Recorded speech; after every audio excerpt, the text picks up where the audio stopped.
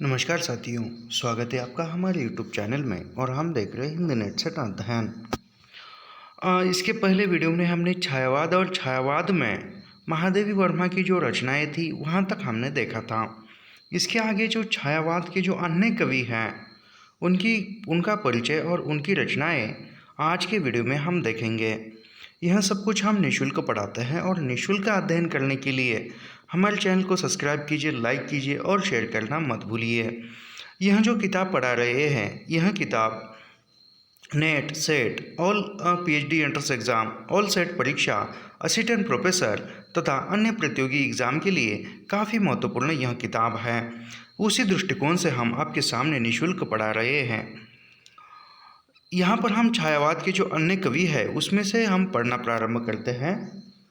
उदयशंकर भट्ट। उदयशंकर भट्ट का जन्म जो है 1898 में होता है और इनकी मृत्यु 1966 में होती है।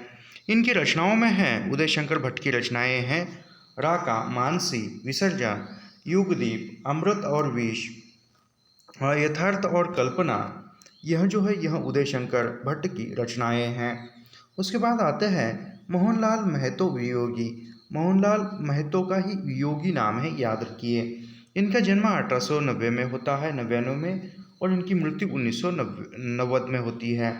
इनके मोहनलाल महतो की रचनाएं हैं निर्माल्य जो 1926, एक तारा और कल्पना 1935। लक्ष्मी नारायण मिश्र की रचना है लक्ष्मी नारायण मिश्र का जन्म 1903 में होता है और इनकी रचनाएं हैं अंतर्जगत।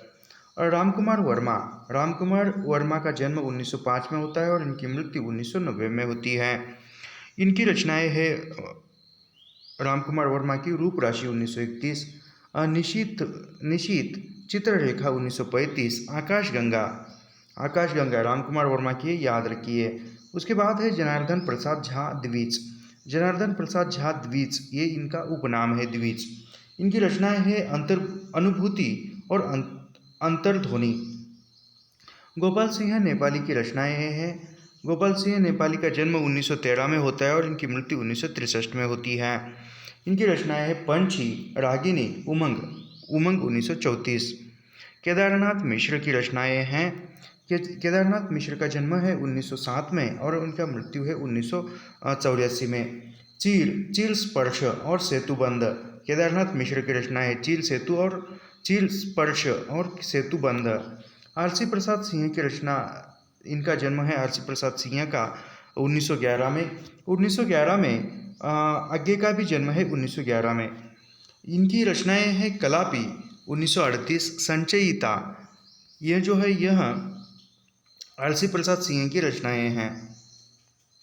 इसके बाद देखते हैं, एक मिनट, कहाँ गया, ये आरसी प्रसाद सिंह की रचनाओं में जो जीवन और यौवन 1944, नई दिशा 1944, पांच जन्य 1945, प्रेम गीत 1954। उसके बाद देखते हैं राष्ट्रीय सांस्कृतिक धारा के कवि, यानी छायावाद के साथ साथ ही राष्ट्रीय सांस्कृतिक धारा जो है वह चली हुई है। वो राष्ट्रीय सांस्कृतिक धारा के जो कवि है काल क्रमानुसार वह हम देखते हैं। सबसे प्रथम आते हैं राष्ट्रीय सांस्कृतिक धारा के कवियों में माखनलाल चतुर्वेदी। माखनलाल चतुर्वेदी का जन्म होता है 1879 में और इनकी मृत्यु 1968 में होती है। इनकी रचनाएं हैं हिम किरीटिनी 1943, हिम तरंगिनी 1949, माता 1951, समर्पण 1956। उसके बाद आते हैं सियाराम शरण गुप्त। सियाराम शरण गुप्त का जन्म होता है 1895 और इनकी मृत्यु होती है 1963। मौर्य विजय 1914, अनाथ 1917, दुर्वादल 1924, विषाद 1925, आद्रा 1927, आत्म उत्सर्ग 1931, पाथेय 1933, मृगमयी 1936, बापू 1937, उन्मुख 1940, दैनिकी 1942 और नकुल 1946। यह सियाराम शरण गुप्त की रचनाएं हैं। इसके बाद देखते हैं बालकृष्ण शर्मा नवीन।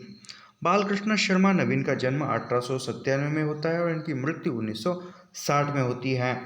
बालकृष्ण शर्मा नवीन की रचनाएं हैं कुमकुम 1939, रश्मि रेखा, आपलक क्लासी, हम विषपाई जन्म के, विनोबा स्तवन उर्मिला। यह जो है यह बालकृष्ण शर्मा नवीन की रचनाएं हैं। उसके बाद आता है सुभद्रा कुमारी चौहान। सुभद्रा कुमारी चौहान की रचनाओं में है, देखो इनका जन्म 1905 में होता है और इनकी मृत्यु 1948 में होती है। इनकी रचनाएं हैं, हमारे नेट के पाठ्यक्रम में इनकी एक कहानी भी है, राही, त्रिधारा त्रिधारा, मुकुल 1931। यह जो है यह सुभद्रा कुमारी चौहान की रचनाएं हैं। जगन्नाथ प्रसाद मिलिंद। जगन्नाथ प्रसाद मिलिंद का जन्म 1907 में होता है और इनकी मृत्यु 1986 में होती है। इनका रचनाएं हैं जीवन संगीत 1940, नवयुवक के गान जगत प्रसाद मिलिंद नवयुवक के गान, याद रखिए। महेश चंद्र प्रसाद का रचना है कांग्रेस शतक। माखनलाल चतुर्वेदी को एक भारतीय आत्मा के नाम से जाना जाता है। एक भारतीय आत्मा, माखनलाल चतुर्वेदी को एक भारतीय आत्मा के नाम से जाना जाता है, याद रखिए। माखनलाल चतुर्वेदी की प्रसिद्ध कविता कैदी और कोकिला, यानी माखनलाल चतुर्वेदी की प्रसिद्ध कविता का नाम क्या है? कैदी और कोकिला। पुष्प की अभिलाषा आदि है, यानी पुष्प की अभिलाषा, कैदी और कोकिला, यह किन की रचनाएं हैं? तो माखनलाल चतुर्वेदी की प्रसिद्ध रचनाएं हैं, याद रखिए। आगे बढ़ते हैं। सियाराम शरण गुप्त राष्ट्र कवि मैथिली शरण गुप्त के अनुज थे, यानी सियाराम शरण गुप्त मैथिली शरण गुप्त के अनुज थे, मतलब वो भाई थे छोटे। सियाराम शरण गुप्त की प्रथम कविता इंदु में सन 1910 में प्रकाशित हुई थी, यानी सियाराम शरण गुप्त की जो प्रथम रचना थी इंदु, मतलब इंदु पत्रिका में 1910 में प्रकाशित हुई थी। बालकृष्ण शर्मा नवीन। बालकृष्ण शर्मा का उपनाम है नवीन, कविता लिखते थे। इनका प्रथम काव्य संग्रह, यानी बालकृष्ण शर्मा का उपनाम है नवीन और बालकृष्ण शर्मा नवीन का प्रथम काव्य संग्रह जो है वह है कुमकुम। सुभद्रा कुमारी चौहान का जन्म प्रयाग जिले के निहालपुर गांव में हुआ था, यानी सुभद्रा कुमारी चौहान का जन्म कहाँ पर हुआ था? तो वह प्रयाग जिले के निहालपुर नामक गांव में हुआ था। अभी इनकी जो प्रसिद्ध कविताएं हैं सुभद्रा कुमारी चौहान की, झांसी की रानी, खूब लड़ी मर्दानी वह तो झांसी वाली रानी थी, बुंदेलो हर बोलो के मुंह से सुनी हमने वह कहानी थी। यह अभी भी CBSE 6 क्लास में ये झांसी की रानी कविता है। झंडे की इज्जत में स्वदेश के प्रति और जालियनवाला बाग, ये महत्वपूर्ण है। झांसी की रानी, झंडे की इज्जत में स्वदेश के प्रति जालियनवाला बाग, ये सुभद्रा कुमारी चौहान की प्रसिद्ध कविताएं हैं। उसके बाद देखते हैं प्रेम और मस्ती का काव्य।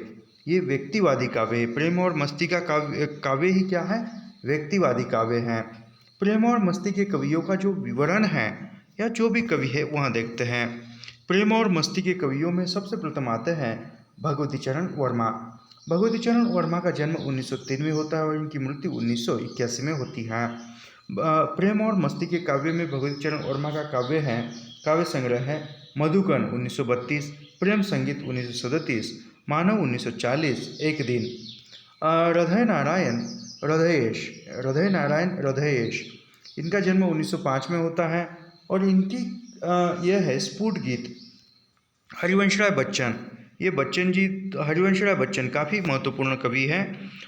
पिछले बार मेरे ख्याल से दिसंबर 2023 में हरिवंश राय बच्चन के आत्मकथाओं का क्रम पूछा था नेट के परीक्षा में। हरिवंश राय बच्चन का जन्म 1907 में होता है और इनकी मृत्यु 2003 में होती है। इनकी रचनाएं हैं मधुशाला 1935, मधुबाला 1936, मधु कलश 1937, निशा निमंत्रण 1938, एकांत संगीत 1939, अकुल अंतर 1943, सतरंगिनी 1945, बंगाल का अकाल 1946, हलाहल 1946, खादी के फूल 1948, मिलन यामिनी 1950। यह जो है यह हरिवंश राय बच्चन की रचनाएं थी। उसके बाद आते हैं हरिकृष्ण प्रेमी। हरिकृष्ण प्रेमी का प्रेम और मस्ती के कवियों में सबसे प्रथम आते हैं भगवती चरण वर्मा, फिर आते हैं हृदय नारायण हृदयेश, फिर आते हैं हरिवंश राय बच्चन, फिर आते हैं हरिकृष्ण प्रेमी। हरिकृष्ण प्रेमी का जन्म 1908 में होता है। इनकी रचनाएं हैं अग्निगान, वंदना के बोल, आँखों में अनंत के पथ, पथ पथ पर हरि ये हरिकृष्ण प्रेमी की रचनाएं देखते हैं। अग्निगान, वंदना के बोल, आंखों में अनंत के पथ पर। नरेंद्र शर्मा का जन्म 1913 में और उनकी मृत्यु 1991 में होती है।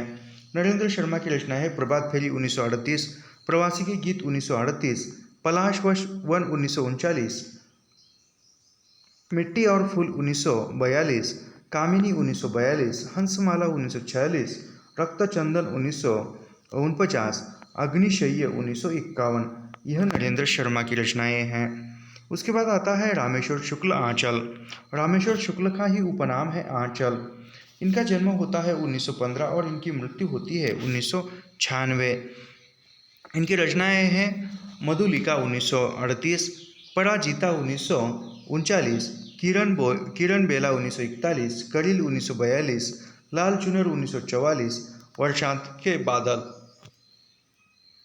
जानकी वल्लभ शास्त्री का जन्म 1916 में होता है। जानकी वल्लभ शास्त्री का जन्म 1916 में होता है। इनकी रचनाएं हैं रूप अरूप 1940, तिल तरंग 1944, शिप्रा 1945, मेघगीत 1950, अवंतिका 1953। अगली है विद्यावती कोकिल। विद्यावती का ही उपनाम है कोकिल। इनकी रचना है अंकुरिता, माँ, सुहागिन, पुनर्मिलन और आरती। सुभद्रा कुमारी सिन्हा, वो सुभद्रा कुमारी चौहान दूसरी थी और यहाँ पर सुभद्रा कुमारी सिन्हा। इनकी रचना है विहाग, आशा पर्व, पंतनी, बोलो के देवता। यह सुभद्रा कुमारी सिन्हा की रचनाएं हैं। अभी यहाँ पर कुछ महत्वपूर्ण बातें देखते हैं।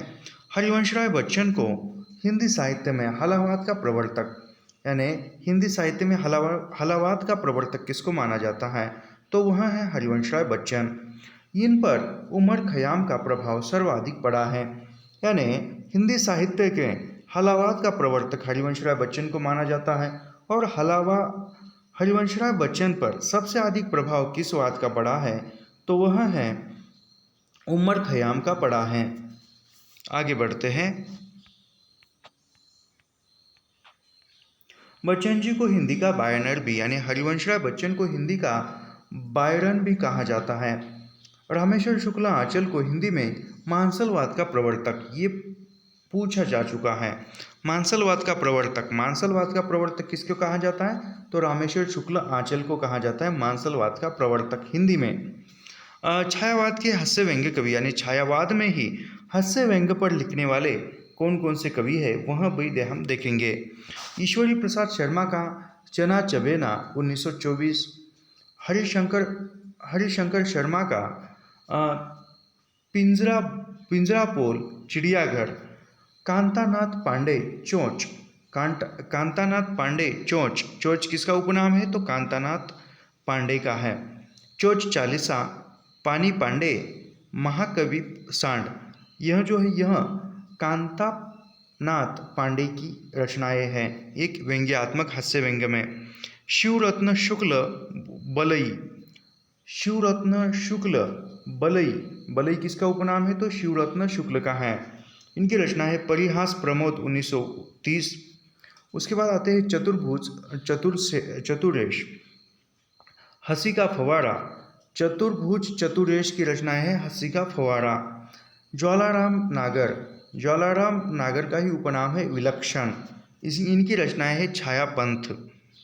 हरिशंकर शर्मा कृत पिंजरापोल और चिड़ियाघर गद्य रचनाएं हैं, यानी हरिशंकर शर्मा का जो हास्य व्यंग्य शैली में लिखा हुआ पिंजरापोल और चिड़ियाघर, यह काव्य नहीं है, तो यह गद्य रचनाएं हैं।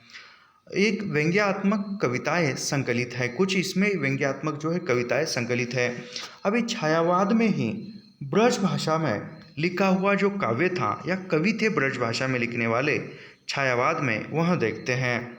ब्रज भाषा काव्य काल क्रमानुसार, यानी ब्रज भाषा का जो काव्य है वह काल क्रमानुसार हम देखते हैं। इसमें है रामनाथ ज्योतिषी का जन्म 1874 में होता है और उनकी रचना है रामचंद्रोदय काव्य 1936। यह छायावाद में ब्रज भाषा में रचित काव्य है। रामचंद्र शुक्ल रामचंद्र शुक्ल का जन्म 1884 में होता है और इनकी मृत्यु 1941 में होती है रामचंद्र शुक्ल की। इनकी ब्रज भाषा में रचित रचना है रामचंद्र शुक्ल की बुद्ध चरित 1922। बुद्ध चरित रामचंद्र शुक्ल 1922। राय कृष्णदास 1892 में जन्मे हैं और इनकी रचना है ब्रजरज 1936। ब्रजरज किसकी है तो राय कृष्णदास की है। दुलारी लाल भार्गव। दुलारी लाल भार्गव का जन्म 1895 में होता है और इनकी रचना है दुलारी दोहावली। योगी हरि का जन्म 1896 में और इनकी मृत्यु 1898 में होती है। योगी हरि क्या रचनाएं हैं वीर सत्सई 1927। चरखा स्रोत। किशोरीदास वाजपेयी। किशोरीदास वाजपेयी का जन्म 1898 में होता है और इनकी मृत्यु 1981 में। किशोरीदास वाजपेयी की रचनाएं हैं तरंगिनी 1936।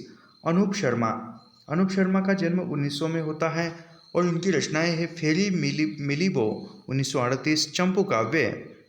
फेरी मिलीबो किस प्रकार का काव्य है तो चंपू काव्य है। रामेश्वर करुण का जन्म 1901 में होता है और इनकी रचना है करुण सत्सई। रामचंद्र शुक्ल ने अरविंद अर्नाल्ड के काव्य लाइट ऑफ एशिया का बुद्धिचरित शीर्षक से ब्रज भाषा में अनुवाद किया है। यानी ये रामचंद्र शुक्ल का जो बुद्धिचरित काव्य है ब्रज भाषा में ये एक अनुवादित काव्य है। वह किसका एडविन अर्नाल्ड का काव्य है। उसका मूल नाम क्या है light of Asia. Light of Asia का ही रामचंद्र शुक्ल ने ब्रज भाषा में बुद्ध चरित नाम से इसका अनुवाद किया है। यहाँ पर छायावाद की कुछ कवियों की पंक्तियाँ हैं, हम कुछ देखते हैं और इसके बाद आगे का जो भी है वो बाद में देखते हैं। जयशंकर प्रसाद की जो पंक्तियाँ हैं आंसू से। बांधा था विधु को किसने इन काली जंजीरों से, मनी वाले फनियों का मुख क्यों भरा हुआ है हीरो से। यह पंक्ति जयशंकर प्रसाद की आंसू काव्य से है। विद्रुम सीपी संपुष्ट में मोती के दाने कैसे है, हसन पर शुक्र फिर क्यों चुगले के मुक्ता ऐसा। झंझा झकोर गर्जन है बिजली है निदर माला, पाकर इस शून्य हृदय को सबने आ डेरा डाला। ये पंक्ति पूछी हुई है परीक्षा में।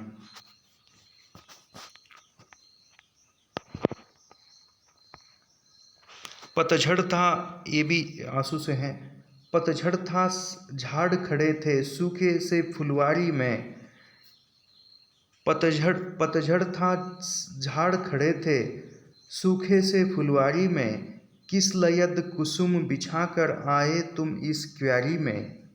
इस करुण कलित हृदय में अब विकल रागिनी बजती, क्यों हाहाकार शोरों में वेदना असीम गरजती। कितनी अच्छी पंक्ति है। इस करुणा कलित हृदय में अब विकल रागिनी बजती, क्यों हाहाकार स्वरों में वेदना असीम गरजती। ये भी आंसू से ही है। मानव जीवन वेदी पर परिणय हो विरह मिलन का, दुख सुख दोनों नाचे है खेल आँख का मन का। जल उठा स्नेह दीपक सा नवनीत हृदय था मेरा, अब शेष धूम रेखा से चित्रित कर रहा अंधेरा। ऐसे ही गाने का प्रयास किया। तेरे प्रकाश में चेतन संसार वेदना वाला, मेरे समीप होता है पाकर कुछ करुण उजाला। सबका निचोड़ लेकर तुम सुख से सूखे जीवन में, बरसों प्रभात हिमकन सा आंसू इस विश्व वदन में। तो यह थी आंसू काव्य की जयशंकर प्रसाद की पंक्तियाँ। अभी लहर से कुछ देखते हैं और 20 मिनट जैसे ही हो जाएंगे हम वीडियो स्टॉप करेंगे। उठ उठ गिरी फिर आती, नर्तित पद चिन्ह बना पाती, सिकता की रेखाएं उभार, भर जाती अपनी तरल सिंहर। तुम हो कौन और मैं क्या, इसमें क्या है धरा सुनो। मानस जल्दी रहे चीर चुंबित ते मेरे, क्षितिज उदार बनो। ये काफ़ी इम्पोर्टेंट आज का वीडियो है। ले चल वहाँ भुलावा देकर मेरे नाविक धीरे धीरे, जिस निर्जन में सागर लहरी अंबर के कानों में गहरी। ये पंक्ति बहुत बार पूछी हुई है। ले चल वहाँ भुलवा देकर मेरे नाविक धीरे धीरे, बहुत बार पूछी हुई है, जयशंकर प्रसाद की लहर से हैं। निश्चल प्रेम कथा कहती हो तज कोलाहल की अवनी रे, श्रम विश्राम क्षितिज बेला से जहाँ सृजन करते मेला से, अमर जागरण उषा नयन से बिखराती हो ज्योति घनी रे, बीती विभावरी जागरी। ये बीती विभावरी जागरी ये भी जयशंकर प्रसाद की है और ये हमें लगता है कि मीरा की है। ऐसा होता है, मीरा की नहीं, महादेवी वर्मा की है ऐसा लगता है हमें। बीती विभावरी जागरी, तो यह है देखो लहर से, किससे? लहर से ही है, हाँ लहर से जयशंकर प्रसाद की, और हमें लगता है ये बीती विभावरी जागरी, तो यह लगता है कि हमें महादेवी वर्मा का है। अंबर पनघट में डूबो रही तार घट उषा नागरी, खगकुल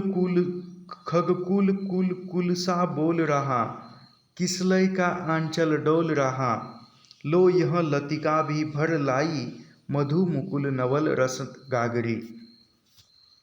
मेरा अनुरूप फैलने दो नभ के अभिनव कलवर में, जाकर सुने पन के तम में, बन किरण कभी आ जाना, जग की सजल कालीमा रजनी में, मुख चंद्र दिखा जाओ, प्रेम वेणु की शोर लहरी में, जीवन गीत सुना जाओ। तो यह जयशंकर प्रसाद की लहर काव्य की कुछ पंक्तियाँ थी। तो यहाँ पर हम रुकते हैं और ऐसे ही अध्ययन करने के लिए हमारे चैनल को सब्सक्राइब कीजिए, लाइक कीजिए और शेयर करना मत भूलिए। आज की वीडियो में हमने क्या देखा, जो छायावाद के जो अन्य कवि है वह देखे, छायावाद में ही ब्रज भाषा में लिखने वाले कवि देखे, उसके बाद राष्ट्रीय सांस्कृतिक धारा के कवियों का कालक्रम देखा, उसके बाद प्रेम और मस्ती के कवि देखे, उसके बाद छायावाद में ही हास्य व्यंग्यकार कवि और उनकी रचनाएं देखी, छायावाद में ब्रज भाषा पर लिखने वाली कविताएं देखी। तो आज की वीडियो में इतना ही देखा, काफ़ी इम्पोर्टेंट है यह आज का वीडियो। तो यहाँ पर हम रुकते हैं और इसके बाद अगला वीडियो। एक बात और मैं बताना चाहता हूँ, अभी जो है हम अभी कहानियाँ पढ़ाना प्रारंभ करेंगे और इसके साथ साथ ही जैसे ही समय मिलेगा वैसे ही किताब भी हम पढ़ाना जारी रखेंगे। और इसके बाद कहानी, निबंध, ये जो छोटी छोटी रचनाएं हैं ये हम लाइन बाय लाइन पढ़ाएंगे। क्यों? क्योंकि ये जो पिछली बार का जो महाराष्ट्र सेट परीक्षा का पेपर हुआ था या नेट परीक्षा हुई थी उसमें रचनाओं के अंदर से प्रश्न पूछे गए थे।